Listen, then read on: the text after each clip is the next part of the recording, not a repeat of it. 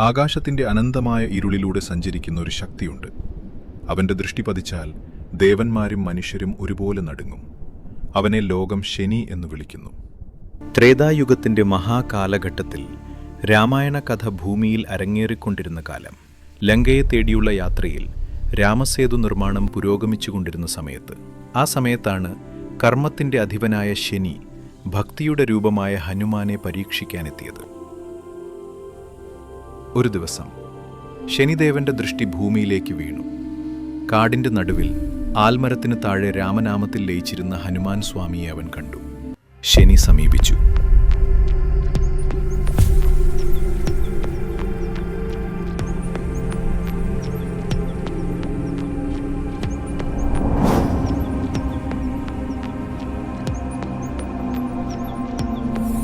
ലോകം എൻ്റെ ദൃഷ്ടിയെ ഭയക്കുന്നു.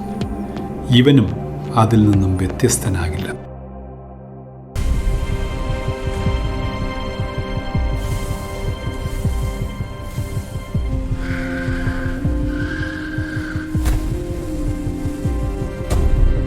എന്റെ ദൃഷ്ടി നിന്റെ മേൽ ആരംഭിക്കാനിരിക്കുകയാണ്.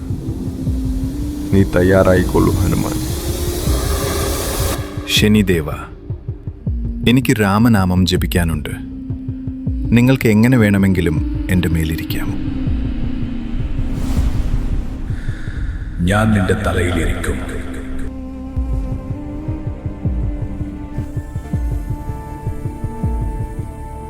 അങ്ങനെ കർമ്മം ഭക്തിയുടെ ശിരസിന് മേലിരുന്നു. പക്ഷേ ഭക്തി നിർത്തിയില്ല.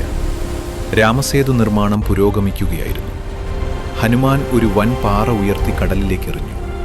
കടൽ അതിനെ സ്വീകരിച്ചു. പിന്നെയും ഒരു പാറ, അതിലും വലുത്, വീണ്ടും വീണ്ടും.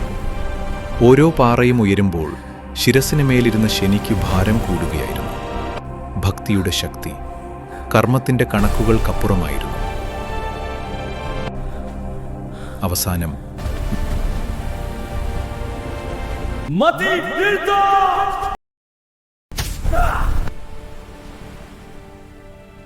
ഹനുമാൻ പാറ താഴ്ത്തി. മുഖത്ത് ശാന്തമായൊരു ചിരി. അത് ജയത്തിന്റെ ചിരിയല്ല, കരുണയുടെ ചിരിയായിരുന്നു. അഹങ്കാരം താഴ്ന്നു. ശനി നിലത്ത് ഇറങ്ങി നമിച്ചു. ഹനുമാനെ ശരണം തേടുന്നവർക്ക് എൻ്റെ ദൃഷ്ടിദോഷം കുറയും എന്നവൻ അനുഗ്രഹിച്ചു. അന്നു മുതൽ ശനിദോഷത്തിൽ നിന്നും രക്ഷ നേടാൻ ജനങ്ങൾ ഹനുമാനെ അഭയം തേടുന്നു. കാരണം ഭക്തിയുള്ളിടത്ത് വിധി പോലും വഴിമാറും. ഇതുപോലുള്ള കഥകൾ കേൾക്കാൻ ഇഷ്ടമാണെങ്കിൽ സബ്സ്ക്രൈബ് ചെയ്യൂ.